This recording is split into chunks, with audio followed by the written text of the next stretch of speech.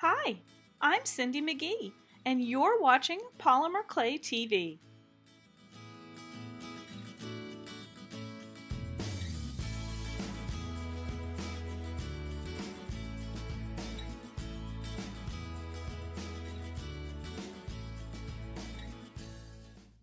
Today's veneer is inspired by this dress.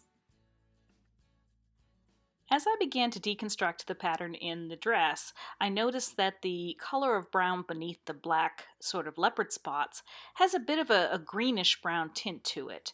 And to mix that, I'm using a little bit of burnt umber and a touch of leaf green Sculpey 3. The burnt umber is Primo.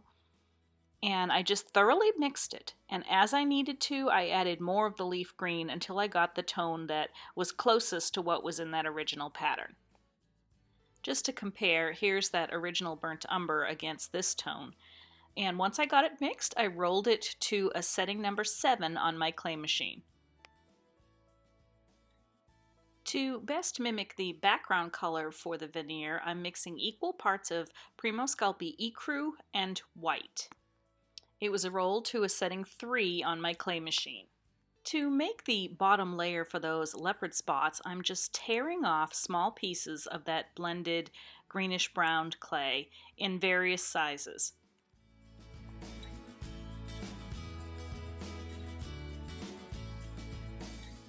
I rolled some Primo Sculpey Black to a setting number 7 on the clay machine, and I am tearing off some small pieces of that sheet too. The next step was to randomly start applying them to that background sheet. I put down a piece of the brown and a piece of the black over it.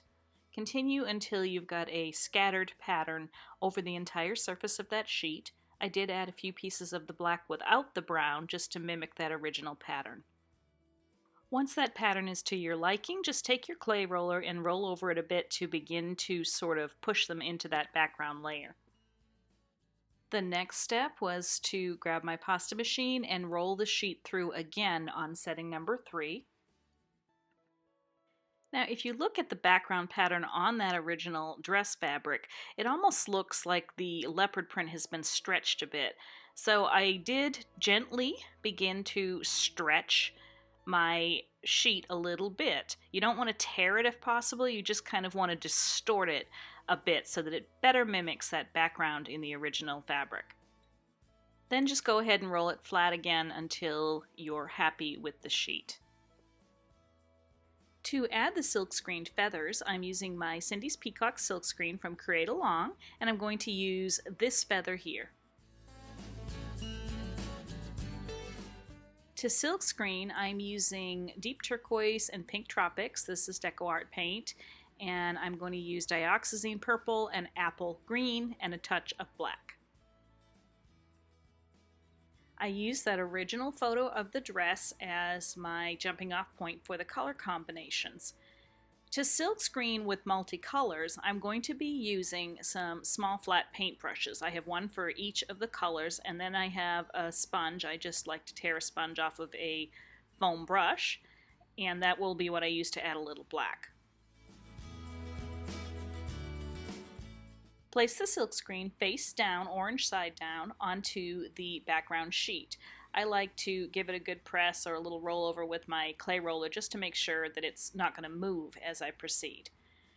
Then take your flat paintbrushes and begin to add your colors. I used that original fabric to decide how I wanted to combine the colors on the different feathers.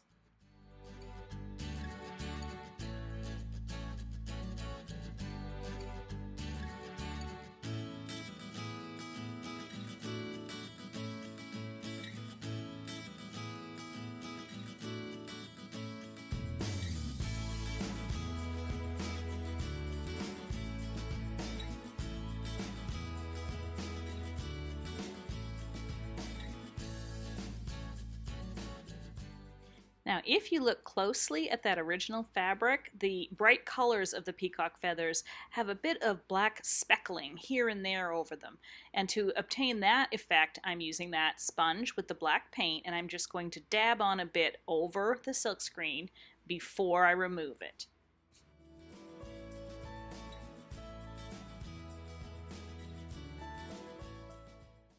And there's your first feather.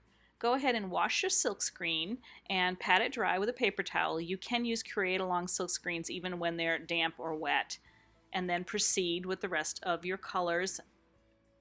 I randomly placed the different colored feathers onto the background sheet. Some overlap each other a bit. They're going in different directions, and I mixed up the color combinations, all based upon that original dress fabric.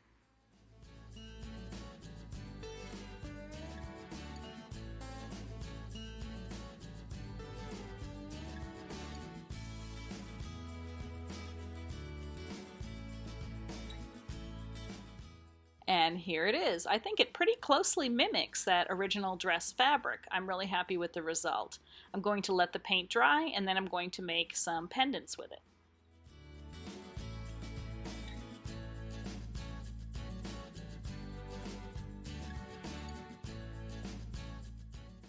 And here's my finished pendants. I used my Cindi's Peacocks mat from Create Along for the black textured areas, and I also did a little bit of mica shift with some peacock pearl clay using the same texture sheet.